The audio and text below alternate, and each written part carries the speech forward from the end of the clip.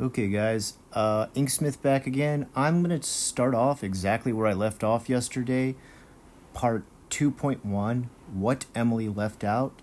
If you don't already know, this is the controversy between Creepshow Art and Emily, and this is the giant document that she wrote. This is part 2. If you haven't watched part 1, you might wanna, although you might not want to either, who cares? Part 2.1, What Emily Left Out. This next part is going to be a tad bit longer, but it is important to know because Emily leaves this out of her telling of events in order to paint a false narrative. After Emily and Anthony broke up, Emily dated a couple of other people who both Anthony and I all know. We all grew up in roughly the same area, and she dated in a kind of the same friend group, all of which would come to the movie theater for free movies. There are specifically 2 people who she dated between when she and Anthony broke up, and what I am going to be talking about now. We are more than willing to contact these people so they can also give their experiences with Emily. So why didn't you contact them for this video? Again, why? It also should be noted that I also ended up dating the brother of a close friend of hers sometime between 2013 and 2014, and was not speaking to Anthony from around 7 months. However, she, for some reason, leaves that out of her retelling, probably because it doesn't really make a lot of sense to even talk about, because to admit that we ran in similar circles that weren't all necessarily tied to Anthony isn't as interesting as the idea that this is all about Anthony and me being jealous, vindictive people. Maybe they just didn't have anything to do with the story at the time. She ended up dating a couple different people, and then in May of 2012 started dating a man who we will call Carl. Carl was a musician who played shows at Nickel City and had a couple of bands that Anthony and I also had friends in, but neither of us were friends with Carl himself. Carl got Emily into heroin, or at least to hear Emily tell it, Carl was the one who got her into heroin. However, much like with Anthony, this relationship did not last long. With them, the breakup in August, and shortly after that, her relationship with heroin also ended. She has also done storylines about Carl on her channel. However, it appears she has deleted them. However, she did keep another story time up about her other ex-boyfriend at the time, named Sean. And the name of the video is called He Cheated on Me Sketchbook Story Time. Okay, great, whatever. Another mutual friend of ours, Anthony, was in a band with. Well, she probably didn't bring this up in her rant about you because these are other people. That story time is still up, and in it she talks about how he cheated on her and went on to date a woman who sent her a cease and desist on his behalf because she was, quote, a crazy bitch. The same way every person she dates wrongs her and ends up with crazy bitch, seemingly. Okay, very strange wording here. Some of the way these sentences are written, it's as an ESL teacher, English as a second language, I'm kind of picky about grammar, and her grammar is just like atrocious. According to her DeviantArt page at this time, when she went going by the name Emily Sugarfruit, more on that in a minute, by February 4th, 2013, she was already 5 months sober from heroin, meaning she got clean November 2012. Emily's already shown that she had a DUI back in 2015, I think it is, so already this one's been debunked. Okay, alright, we got a LiveJournal entry. My God, LiveJournal. When's the last time anybody used that program? That was like high school type stuff. It should also be noted that Emily has confirmed multiple times on her YouTube channel, Instagram account, and more that November 2012 is when she got sober. She says so in a video that was about how she dated a sociopath, connected to the story Dated a Sociopath Story Time. And in the video, she described how she dated a person with a history of past drug use who was abusive towards, and that she, at the time it was uploaded, was about 3 years sober. Like I've said in the past, though, like obviously relapses happen, and Emily even showing proof that she got a DUI later down the line obviously means that she lied about being sober. This is the one time where your lie to try and make her look like she's sober actually doesn't work. You're you're lying about what she's lying about so that she can look worse, but it actually makes you worse if you find out what the true story is. This is another video in which she accuses a past ex of abusing her, making this now 3 videos, starting that with 4 separate individuals being accused of some form of abuse. But here's the thing, like, if I were to compare my relationships of the past with myself, I definitely dated crazier people when I was younger because we were all a little bit more crazy and unhinged. Like, we didn't understand maturity yet. We didn't understand, like, acting like adults yet. Like, we were literally on the envelope or the edge of being mature adults. I mean, even into your early 20s, definitely for a guy, we're still not very mature. So none of this is like that surprising to me. I'm sure I could go back into my past and tell you a couple stories about some crazy exes, and I'm sure they could say I was a crazy ex at some points too. This video was re-uploaded by a channel pretending to be Emily January of 2017, and the original video was put out sometime in 2016. Okay, meaning that in 2016 was starting that she... Okay. She's written this so badly I can barely read it. Meaning that in 2016, Emily was stating that she was sober from hard drugs like heroin as early as 2012, which lines up perfectly with her blog from that time. She also has a post on Instagram that is still live, stating once again she got sober in 2012, more specifically November of 2012. The post, which includes her singing an original song called It's Not Good For You, it is captioned, "When you write a song to remind yourself of to keep going." Okay, so she wrote herself an inspirational song to stay sober. What does that gotta do? like there's all this added fluff, and I remember listening to Spoctor's video. He said, like, this is the thing a lawyer would do, is in court just overload you with a bunch of extra fluff and never get to the point to make it look like you have all this extra evidence and try and destroy somebody's character. But the thing is, here on the internet, we can stop, slow down, pick up, slowly listen to, re-go over parts that were kind of like, wait, what? That doesn't make any sense. In court, it just keeps going and going, and the jury doesn't have time to be like, wait, stop, can you rewind and play that back? You know, the story plays out in real time, and you don't have a recording you can go back to at any time. So this is why this is just not working out. This is why even the smartest lawyer in the world, if we were able to stop them and record them, play them back over and over again, we could slowly begin to pick out all the lies. Of course, with Shannon here, she's not a top-tier lawyer, so we pick out the lies even faster. Okay, it says... it just says the same exact post. She's got a post of a thing she just stated to prove that it was actually posted. Okay, sure, whatever. She has come back online after her slanderous video on my husband and I to say that the post she made, the song she made, and everything that she says she got sober before 2015 is false. Yeah, and she even proved that by showing, like, literally tickets of when she got arrested for driving under the influence. So again, you're you're not even looking at all the evidence at hand, and that she is actually only 6 years sober now, getting clean in 2015. However, I believe she is now changing her story in order to falsely accuse Anthony of assault. Okay, so whether she was in a drug state or not, you could still be assaulted sober or inebriated. I mean, obviously, what Emily put forward was that it was even easier for her to be assaulted by this guy because she was in a inebriated state. But I don't see how, like, even if for some reason she was only 70% inebriated or 30% inebriated, like, you could dip her into a pool and measure it, that it doesn't matter. It doesn't stop abuse from happening. That's not like a totally sober person suddenly has, like, chastity armor on. I don't see how this plays out for her to make her sound like she's okay or Anthony's okay, which I will further prove could not have happened the way she stated for multiple reasons. Not at least is that she was not using at the time they were in contact. Why else would she choose to lie for 7 years that she has been sober since 2013? Wait, I thought you just said that she said she was sober since 2012. Why is it now 2013? See, that's the problem. Like, even as I read it, I pick out points where, like, the dates have changed from her, too.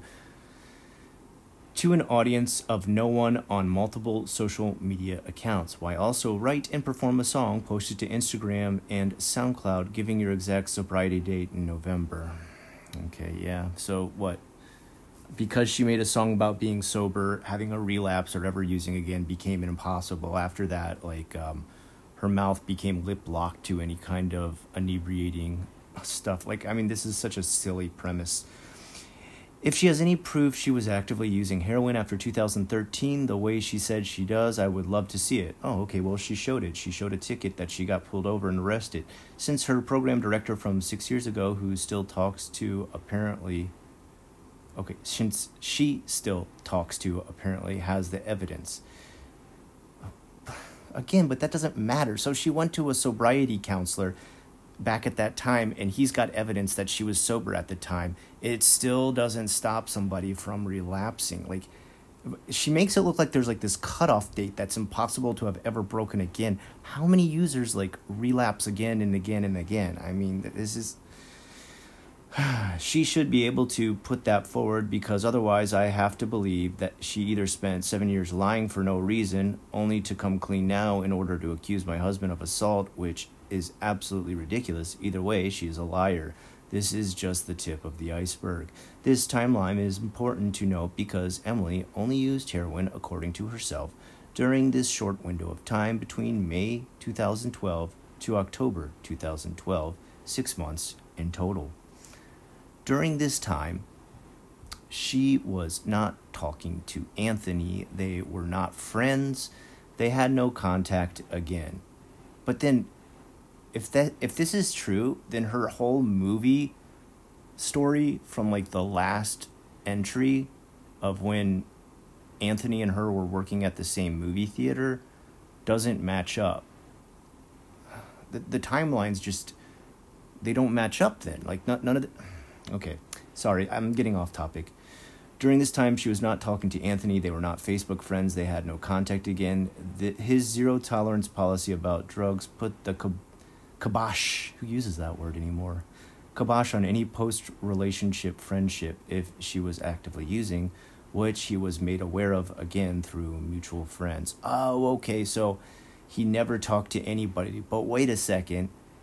Didn't you tell us a story about how he was upset that you used pot one time and you guys were dating? Like, so already you've told us stories in the past where that's not true. So, like, it's just over and over and over again. You know, there's probably, if I went through and I dissected Emily's video bit by bit, there would be a couple parts I could probably point out where I'd be like, well, look, you don't have anything to back that up, and there's hearsay. And I think Spockter actually does this pretty well in his video where he's like, you know, she assumed some things here and got some stuff wrong. Like, I remember one thing she thought was harassment actually turned out to be a creepy ARG message that got sent to her. But, like, that's kind of an innocent mistake in the sense that she didn't actually know who sent that, and because it was intimidating and scary, she thought, like, somebody who would be intimidating and scary, like Anthony, sent it. These are just, like, where she's not getting timelines linked up properly or correctly. Okay. So it next shows a post from Emily. I think this is on Facebook. It says that awkward moment when you're supposed to meet someone without a phone somewhere, and that somewhere doesn't exist anymore. That somewhere she is talking about is Johnny Rockets, the one that used to be in the Westgate Mall in Saratoga. And that somebody is Anthony, who has a solid history of not liking cell phones and not using them. Gosh, I wonder why. Why would somebody want to stay completely hidden from all social media and being able to be contacted? Why would anybody want to do that? That's so strange, Shannon. This was the first time they were meeting up after the breakup and her getting clean. However, because Anthony didn't have a cell phone at the time and they went to meet up at a location that had shut down, it had been a comedy of errors. It should also be noted that when Emily was actively using, according to her own blog again, under the sugar fruit name, and then it gives a link to a deviant art entry, she was living with her ex-boyfriend, not at her father's home. Okay. Okay, it says here in her blog post, of course, this is all the way from 2013, so, just like any sane person does, Shannon's saving 8-year-old messages. I mean, we all do this, right? We're like, oh, this might come in handy later. Okay, so Emily writes here, God, I hope this works. Gonna buy the patch tomorrow. Okay, the title is Gonna Try and Quit Smoking, so when she says patch, it's nicotine patches, I'm supposing. Wish me luck. Also, I got accepted into another modeling agency, so for the sake of me teeth and complexion, I need to quit smoking. It's like pirate talk. If I want to keep this job, it'd be another petite modeling career, but I'm going to have to shed a few pounds before I can start working. Oh boy, exercise. I mean, I exercise every morning now, but I have to be up by like 5. Speaking of jobs, I think I'm getting my old job back at a different location. I work at this place in the U.S. called Cost Plus World Market. Wow, that's a long name. What the crap?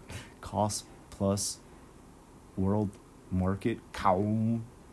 And is that the name of the store? Kaum? It's an important store, so products from around the world are sold here. So if you move here from another country and don't like our food, you can purchase a lot of popular other country brand stuff here, but I hope I can get this job. Oh, God, this is just a bunch of extra, stuff that's not even needed. Okay, you guys can go look up the entry yourself. I mean, this is just a girl from 8 years ago journaling her life, and someone being stalkerish enough to save an 8-year-old post. I mean, really, no, a 9-year-old post at this point. My God, that's insanity. Meaning her statement that Anthony had assaulted her by climbing through her window in her father's home while she was incapacitated. She didn't say incapacitated. She said, in a drugged state, in an inebriated state. Incapacitated would be like a coma or knocked out. Was not true, namely because according to herself, she never was using in that home, and Anthony never knew where her boyfriend lived because they were not friends, and he and Emily were not speaking. Okay. Cool stuff, whatever. So, her being assaulted while high on heroin could not have taken place the way she said it did because she was only using heroin when she was living with her ex-boyfriend. Anthony had no idea where she was living while she was using, and when she did move back into her father's home, she was 6 months sober according to her own records. Or at least according to her blogs in 2012 and 2013, wherein she would have no reason to lie about what she was doing, where she was living, and the like. Meaning that what she said happened could not have happened at the time she said it happened, unless, again, she was lying in her deviant art blogs for no reason, and continued this lie publicly for years, including when she was posting as Emily Artful. These blogs coincide with what she has stated publicly up until her video slandering my husband and I this year. Meaning her statement about how Anthony took advantage of her is a lie. Oh my God, we're just literally repeating ourselves again and again and again and again. Ugh. And it's not the first time she has lied about an ex or romantic interest abusing her. Again, we have upwards of 4 people being accused that I have shown so far in the videos I have already cited. You have? I haven't found any links to... Oh, there's some dead links. Maybe that's what she means. See part 13 for more of her history of false claims. Emily also might have dated another person during this time briefly, as seen in this Facebook post from November 26, 2012. Meanwhile, that she wouldn't have invited Anthony over to hook up, the way she stated in her YouTube comment, where she stated that she purposely had him come over for that reason, but could not consent because she was so high on heroin. So now we're back to saying she was high on heroin. What is it? Is it me? Tell me if I'm crazy, everyone. I feel like I read a sentence where she said this didn't happen, and then I read another sentence where she said it did happen. Am I missing something here? The dates will change, the sentences will change, the confirmation and bias will change, and it just seems, oh God, I almost feel like I'm going insane by reading this. What Emily stated happened did not happen. There is proof on her own social media that it didn't happen, and she knows this. However, she felt comfortable making this blatantly false allegation against Anthony strictly because she dislikes me and has since 2014 when I left a review at her then boyfriend's place of work. This isn't new for her. As shown in her videos like my ex-boyfriend's angry ex-girlfriend video called My Ex-Boyfriend's Angry Ex-Girlfriend Sketchbook Storytime. My God, do I need to read these titles out? He cheated on and more, or in her old deviant art post talking about any romantic interest she had when they were like someone else. Oh my God, I feel like I'm losing. My brain is dripping through my ears at this point. Okay, so like here's the thing. If they really believe that the abuse allegations are false, just like Emily could have gone to the police during that time, and probably the time limit's run out or has come close to running out, and it's very hard to prove. They could also go ahead and go to the police right now and, get her in a lot of trouble for making this claim if it's actually false. But I notice that's not happening. I mean, we're talking about legal actions on both sides. You can actually take legal action if you're falsely accused of something too. This has happened in the past, but of course we never hear anything from Anthony doing something like that because of course not. He doesn't like cell phones, guys. Part 2.2, online harassment. I'm going to just keep going. One of the main things that Emily states in her video is that any online harassment that was leveled at her didn't start to appear until after she started working with Anthony professionally. She stated that the relationship was bad and abusive, but it wasn't until they worked on this song, Stardust, that she noticed any online harassment. She doesn't directly give a date, but seeing as this is before she moved in with her long-term boyfriend, Bob, we can assume this would have occurred in the summer of 2013. She supposes in her video, this is because I was hurt, jealous, and vindictive because according to her, Anthony was going to put me in the song originally, and then she apparently said I was a bad singer to him, and she took me out. She supposes this information was relayed to me, and I became embittered. This is categorically false in every single way imaginable. The first way being that Emily worked on multiple songs with Anthony, and Stardust was the third song, and they didn't work on that song until 2014. This is the only song she states they worked on together because it's the only song she has seen in the music video of. They had actually worked on 2 other songs, Dance With Me and Autumn's Moment, together in 2013. However, she was not in the music video for Autumn's Moment because of the online harassment she was already receiving for posting content under the name Emily Sugarfruit, as I will demonstrate in a second. Okay, so this is where she's saying that Emily tried to blame the harassment that she got on Shannon. And Shannon says Emily blamed her because she thinks Anthony wanted her to sing the song and she didn't like that someone else was taking her vocal part. Shannon says this is not true, that someone else actually did the vocals and Shannon never did, and that the reason she got all this harassment was because she did her Emily Sugarfruit anime review, and she was naked when she did it in a bathtub. So let's continue on here because this is getting really, really complex. Okay, so the next thing that shows up is this actual conversation online. And what's really annoying is what she's saying is this conversation where Emily's mad at her for replacing her vocals. It has Shannon and her last name, which I'm just not going to say. I don't know if it's her real last name or not, but I'm not going to find out by exposing someone. And the other person's name just says other user. Okay, so this could be anybody. Like, I guess her excuse is that, oh, well, she doesn't have that account anymore. So if I bring the messages back up, they're archived with other user for the username. And it's from a Dropbox account. And it's saved from 2013. Again, we're going back a massive amount of years to find a conversation that doesn't even have Emily's actual name in it. It just has a placeholder. So how do we know any of this is true? It's so ridiculous. It's so minimal as far as proof goes, and it's so hard to confirm as far as evidence goes. On screen is a screenshot of Anthony messaging me about the song. Notice how I state that like the version of it with him and don't bring up anything about myself being on the song because I was never on any song with him and that was never an option. I also state I like the version of just him because it's a song about loss.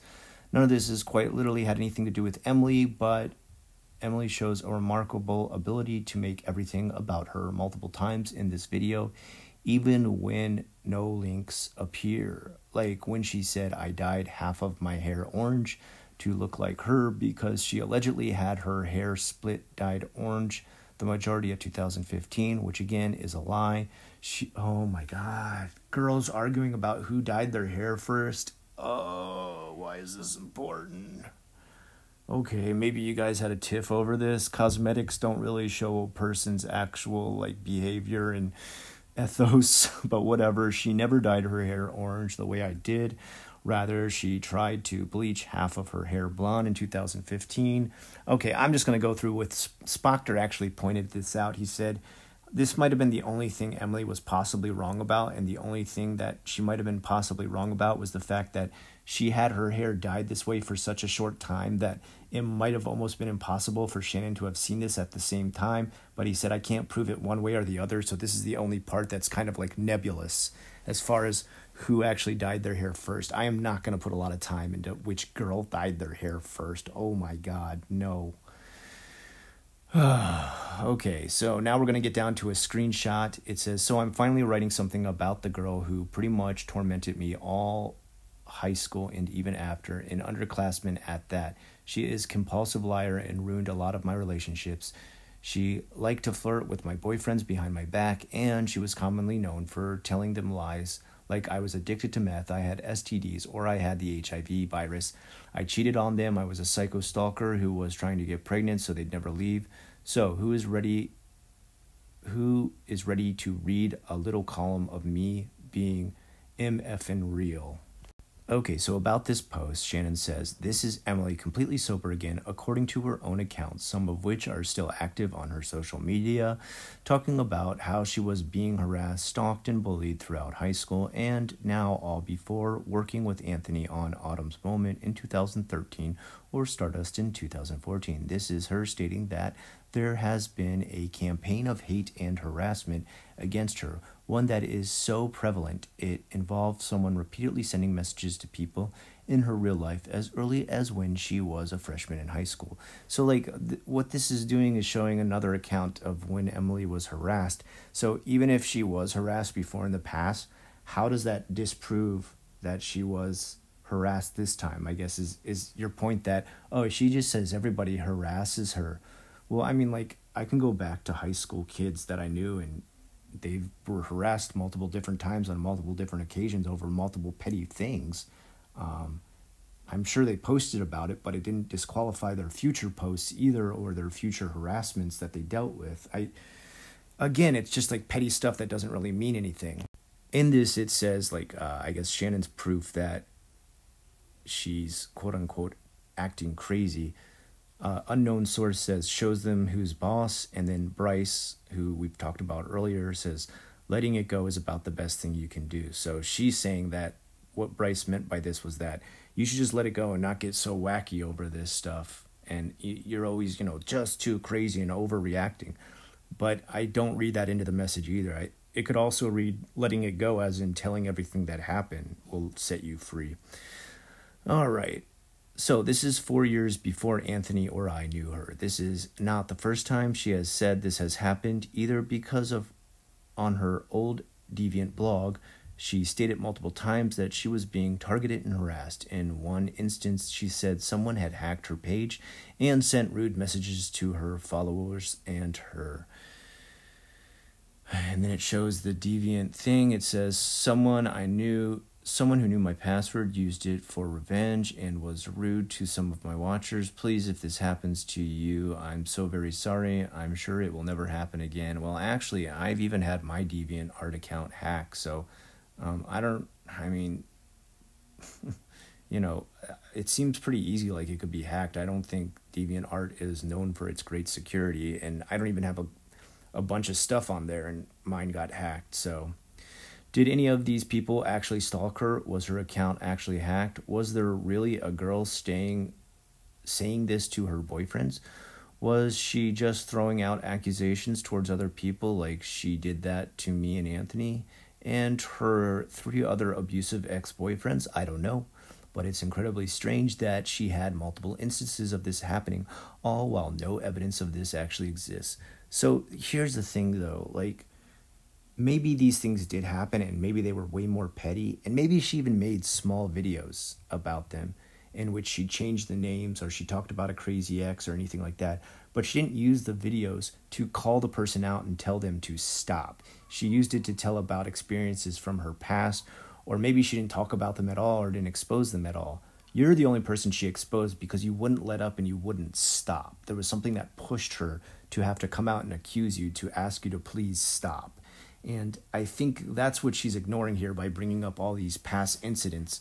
I think we can all go into our past and point out points of drama that happened.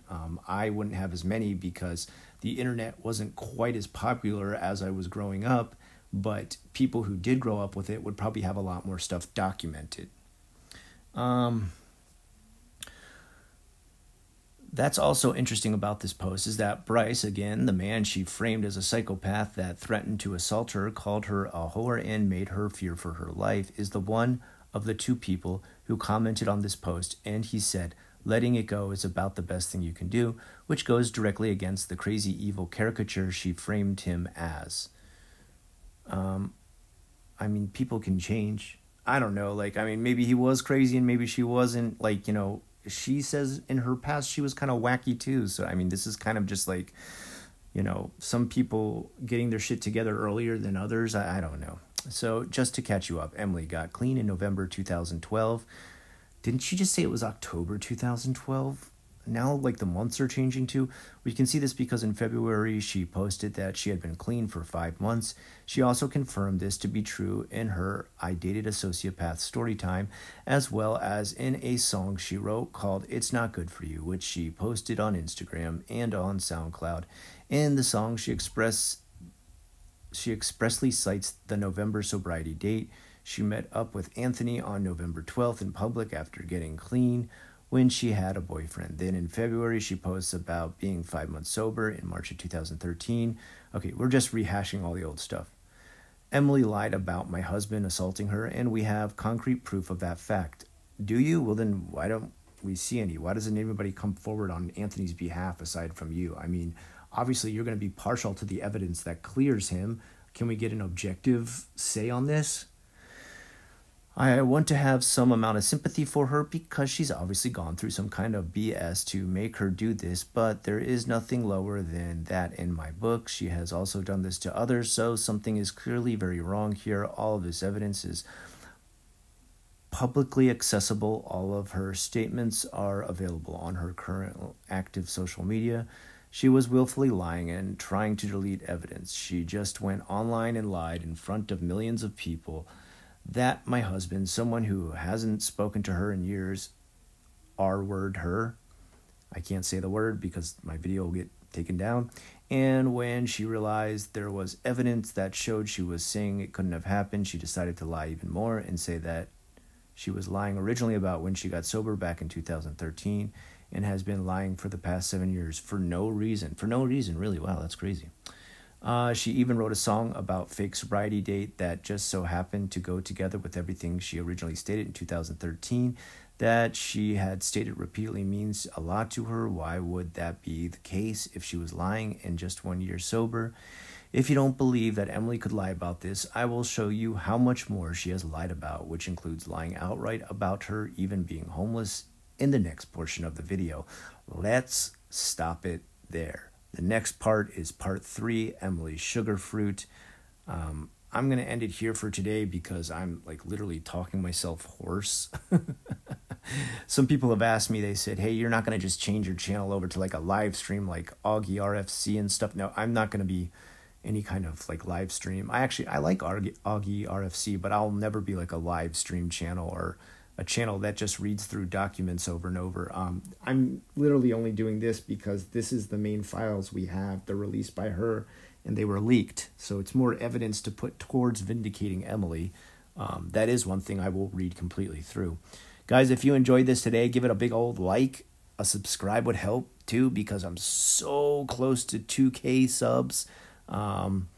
If you think any bit of this stuff has been worth your time, I've got a ton more to go. This is only part 3 coming up. Even $1 on the Patreon helps. It's a huge help. And, you know, a like, a view, anything, all that stuff helps. And I appreciate every comment you make and everything we talk about on here. I love the discussions we have. I will continue to look at, read, and answer almost every comment I can. Sometimes I'm not getting caught up as fast because I put a video out every single day, but I will always read it no matter what. So do know that your voice is heard, your opinions are heard, and they're always very insightful and very interesting. Until next time, I've been the Inksmith. I hope you have a great rest of the day. I'll talk to you again real soon.